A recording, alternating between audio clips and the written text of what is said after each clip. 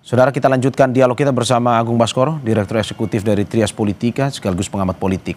Mas Agung, tadi kita sudah mendapatkan sedikit laporan dari jurnalis di lapangan kita terkait dengan ada aksi damai dari Aliansi Perempuan Indonesia yang hari ini dilakukan di depan DPR. Tadi saya lihat sedikit spanduknya bahwa ada beberapa tuntutan termasuk juga yang kemarin disuarakan oleh mahasiswa pun juga dari aliansi yang lain yang ikut berdemonstrasi. Salah satunya juga soal perbaikan ekonomi yang dirasakan oleh masyarakat tadi di spanduk yang dituliskan itu.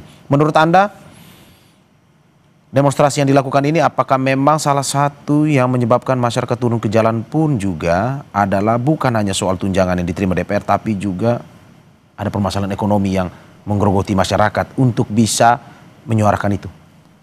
Ya, itu menjadi salah satu tuntutan ya Mas Ya, Mario, kita nggak kiri, dan saya berharap memang ada semacam evaluasi ya, total untuk program-program besar yang dilakukan pemerintah sampai sekarang ya, sehingga relaksasi dari penyesuaian nanti bisa memberikan stimulus kepada publik, apakah lewat, ya biasanya kan dari Pak SBY sampai Pak Jokowi ada semacam bantuan langsung tunai Mas Mario, ataupun ada insentif fiskal yang lain untuk kalangan dunia usaha, ataupun inisiatif-inisiatif ekonomi lain yang bisa membuat masyarakat tidak terlalu merasakan himpitan ekonomi itu, bahwa hari ini harga-harga kebutuhan pokok sangat fluktuatif bahkan cenderung tinggi, bahwa kemudian ada ancaman PHK massal, bahwa kemudian ada soal-soal, ya kita tahu angka kemiskinan yang terus meningkat di kota misalkan. Nah, ini bagaimana solusinya sehingga minimal masyarakat mendapati bahwa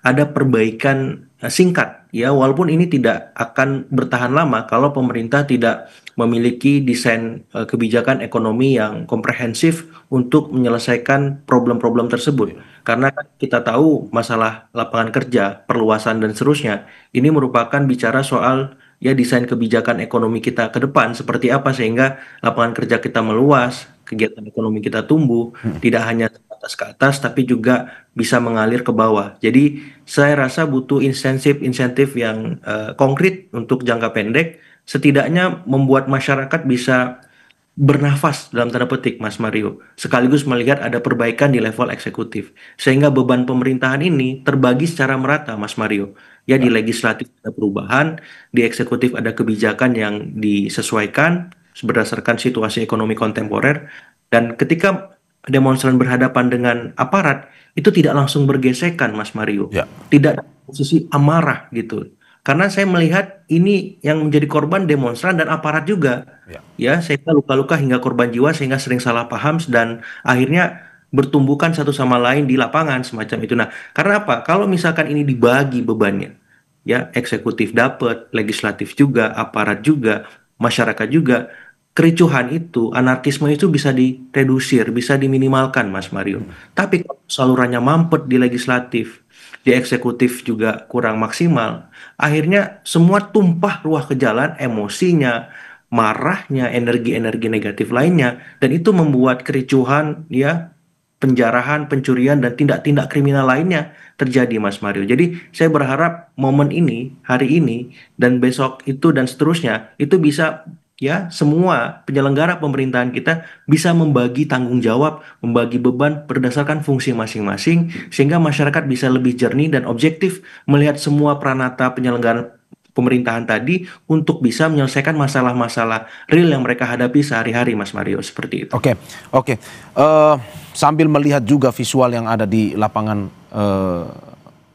kita, Mas Agung, bahwa tadi saya juga sedikit melihat aksi damai yang dilakukan oleh Aliansi Perempuan Indonesia hari ini, salah satunya juga ya bagaimana mereka berbelasungkawa terhadap 10 korban meninggal yang disampaikan oleh Komnas HAM, salah satunya adalah Afan Kurniawan, di mana Anda bisa melihat bahwa dari apa yang disampaikan oleh Komnas HAM tersebut juga mengindikasikan adanya kekerasan yang dilakukan oleh aparat dalam pengamanan di demonstrasi tersebut.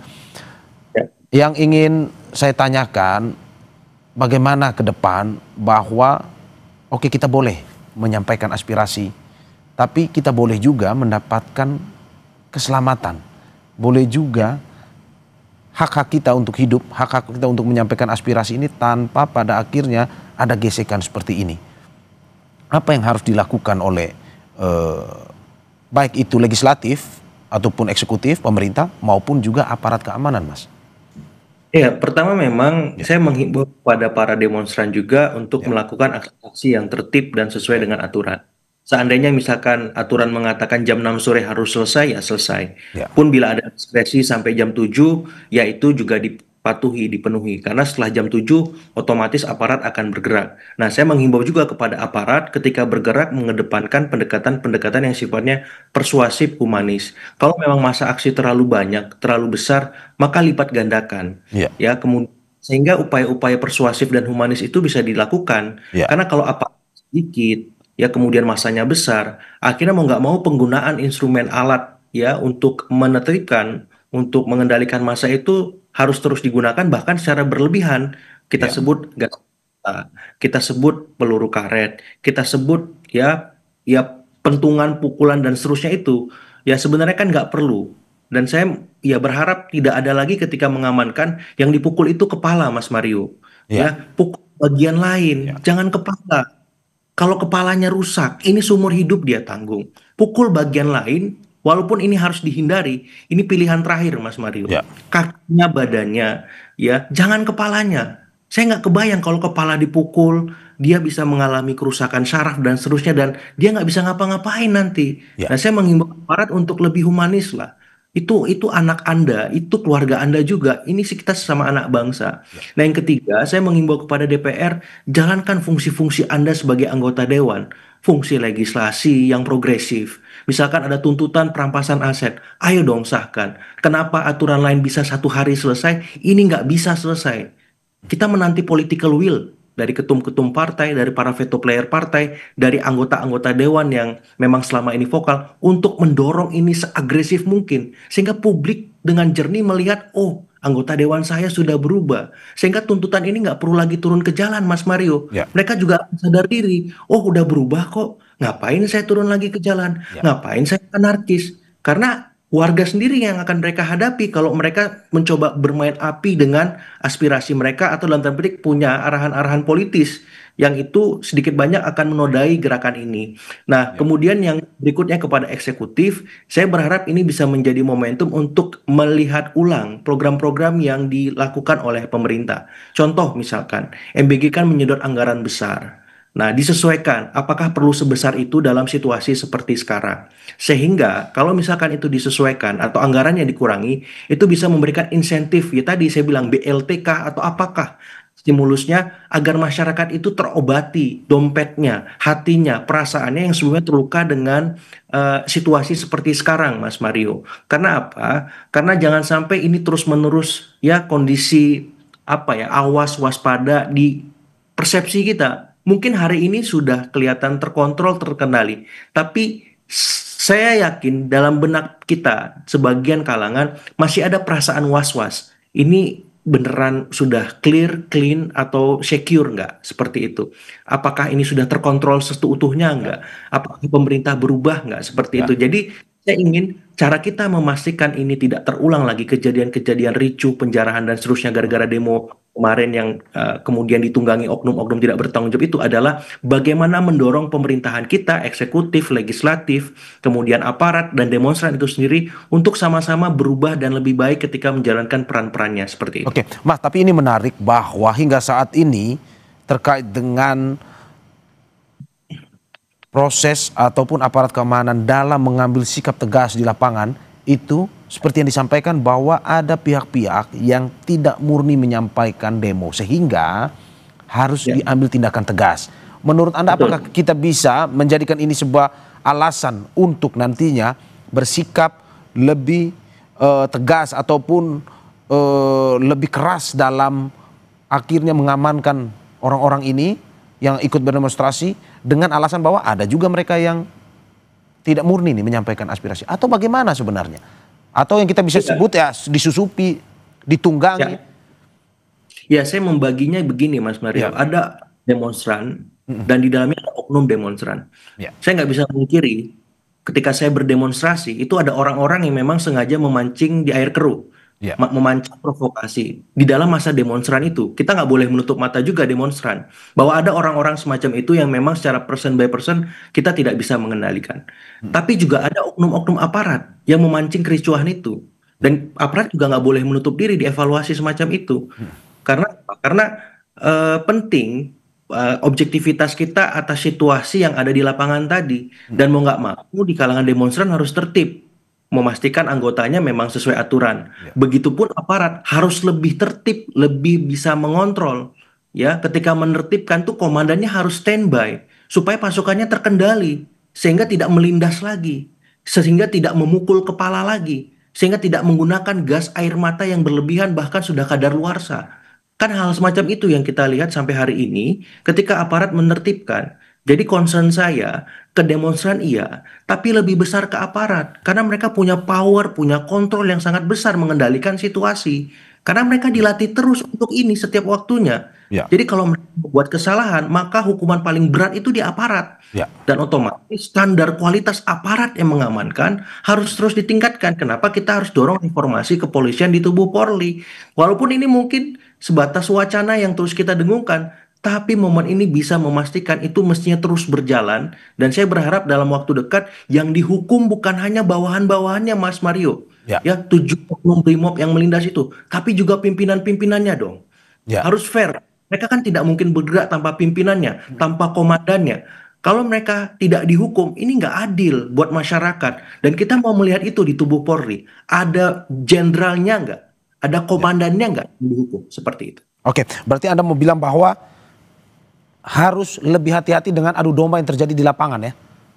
Persis, persis. Karena ini situasinya sangat ramai kan. Ada ratusan ribu, bahkan puluhan ribu massa. Dan satu momen tidak bisa terkontrol. Apalagi mereka tidak mematuhi aturan. Misalkan jam 6 sore harus berhenti misalkan. Mau masing-masing pihak. Dan saya tone-nya lebih besar ke aparat. Untuk memastikan pasukan mereka berada dalam kendali komandannya. Dan bagi demonstran memastikan bahwa peserta aksinya itu memang bisa tertib ya untuk meninggalkan ataupun menyelesaikan kegiatan demonstrasi itu. Dan yang paling penting sebenarnya Ya. ada persepsi di kalangan demonstran ataupun publik hari ini apa perlu kita anarkis sehingga didengar. Karena kalau kita tertib-tertib aja nggak didengar kok. Ngapain? Nah, saya ingin pemerintah membantah itu. Bahwa kalau Anda demo tertib justru kita dengar. Kalau Anda demo anarkis malah kita akan tertibkan dan kita hukum setimpal. Nah, masalahnya ini belum terwujud Mas Mario. Jadi anggapan ini adalah pekerjaan rumah dari pemerintah untuk memastikan aspirasi yang tertib, aspirasi yang konstitusional itu langsung didengar, langsung dieksekusi seperti itu. Ya. Berarti Anda mau bilang bahwa sampai saat ini pemerintah belum tegas sehingga sampai saat ini walaupun seperti pertanyaan saya tadi, walaupun Presiden sudah memberikan konferensi pers terkait dengan ini, tapi aksi pun masih terus berlangsung. Iya, karena bawahannya masih memformulasi itu, Mas Mario. Masih berusaha menyesuaikan ritme dari Pak Presiden sehingga bisa terejawantah di level-level street level birokrasi ya. Di level-level ya aparatur di bawah yang langsung berhadapan dengan demonstran tadi, misalnya anggota dewan, kepolisian, kementerian, seperti itu. Karena kan kementerian juga dihimbau untuk membuka diri terhadap masukan ke masing-masing kementerian, Mas Mario. Nah, saya belum melihat ada arahan-arahan yang agresif untuk merespon itu dan saya kira ini jangan terlalu lama. Ya, dari masyarakat sipil kemarin saya lihat ada deadline 5 September. Ada nggak arahan dari partai, aparat, kementerian untuk mengeksekusi tuntutan-tuntutan tadi? Karena kalau misalkan itu tidak hanya sebatas ya didengar atau disimpan kemudian dilihat saja tuntutan tadi, ya tadi kita akan menumpuk masalah lagi, Mas Mario. Ya, menumpuk terus ya. Mungkin bom waktunya bukan dalam waktu dekat, tapi saya tidak mau itu terjadi lagi. Sudah cukup. Korban jiwa yang jatuh sudah terlalu mahal dan kita harus melihat hal lain untuk naik kelas, Mas Mario. Oke.